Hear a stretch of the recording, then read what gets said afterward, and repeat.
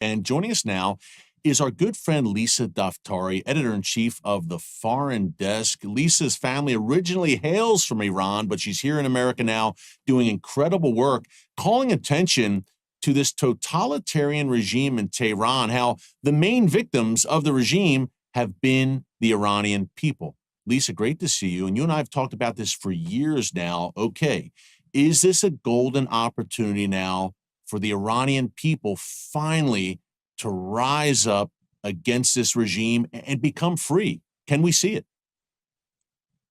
Absolutely. I mean, look, if there was ever a golden opportunity, the moment that could potentially bring about significant, meaningful change for the Iranian people, that is now. Does that make it easy? Does it make it without its challenges? No. As a matter of fact, the regime actually knows that the momentum that the people could have, because there's such a large number of disenchanted Iranians, the regime's biggest challenge has always been worrying about a grassroots movement that the people should rise up. And because of that, 2-3 days into this war, middle of last week, the regime came out and made a statement telling all the Basij, they're the thugs of the regime, and all of the anti-riot police to be on standby around the clock, because they will lash out. There will be backlashes and there will be consequences to pay for those who dare to stand up to the regime. That being said, people around the world have all eyes on the Iranian people and what will be next. Just today, our president tweeted about regime change. And as you and I both know, in the 20 some odd years that we both have been covering the Iran portfolio, the term regime change has had this PTSD, this triggering effect for lawmakers here in the United States because of the failed attempts we had, whether it was in Iraq or Afghanistan. You can add Libya and Syria to that list as well. I just wrote an op-ed last week saying not all regime changes are created equal. The Iran case is highly different. The people in Iran are not tribal. They all pretty much want the same thing. They want democracy. They want freedoms, they want basic human rights, and most of all, they want secularism away from the theocracy, away from the Sharia law, away from the harshness and the brutality that they have experienced for 46 years. Lisa, well said. And by the way, as you mentioned, President Trump tweeted out on his Truth Social account, I should say earlier, MAGA, make Iran great again. And look, if the Ayatollah, he seems to be perhaps on his last legs. He's 86 years old, Lisa. He's had health problems over the years. If the Ayatollah is on his way out, do we have perhaps, I don't want to say government in waiting, but some credible democratic-minded leaders who could replace the Ayatollah? What about maybe a Reza Pahlavi, for instance, the son of the Shah? He's based right now here in America, in the Washington, D.C. area. Is that someone we could see maybe take control in Iran and usher in a new age for the Iranian people?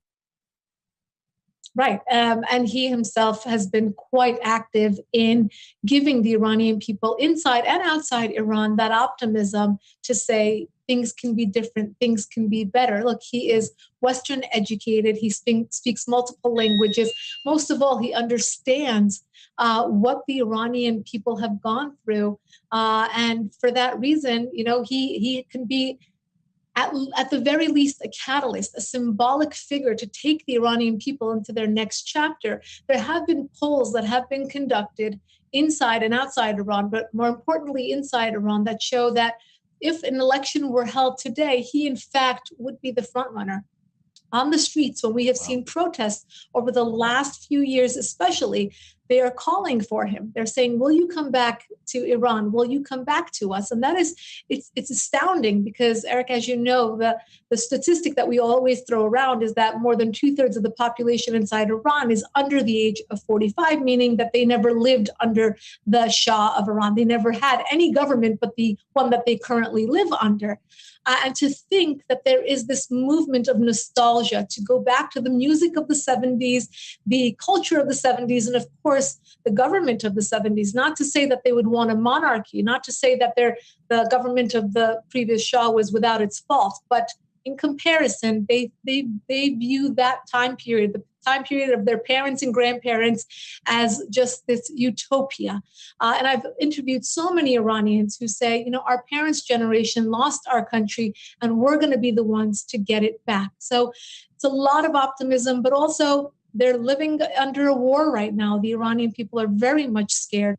The last week plus has been quite scary for them. Obviously, no bomb shelters, no protection from the government. And in fact, now they're worried that the government will turn around and the consequences will be for the Iranian people to pay.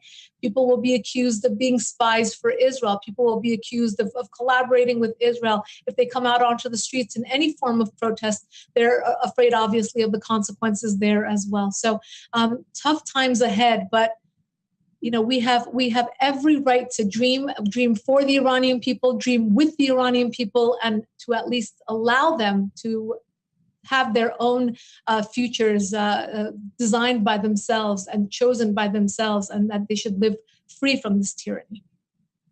Yeah, precarious time right now, Lisa, no doubt. It seems the regime may not go quietly into the night. We shall see. But you mentioned the times of the Shah when Iran had a great alliance with Israel, a great relationship with the United States. About 30 seconds left. Do you see the regime trying desperately here to cling on to power? Is that this, again, they're not going to go quietly? Is that the sense you get? About 30 seconds left.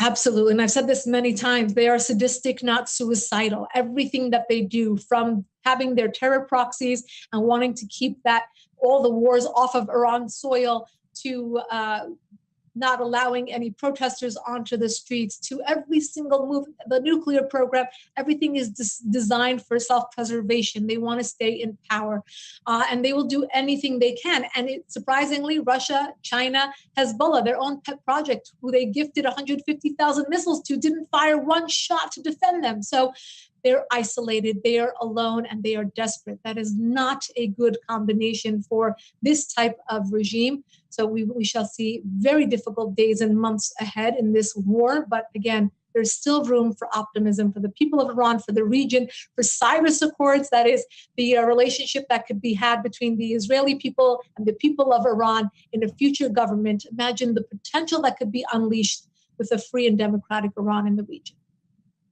Lisa, great breakdown. Folks, be sure to follow Lisa on X and across social media. Editor-in-Chief of the Foreign Desk. Lisa, God bless. Keep up your great work for the Iranian people and for freedom.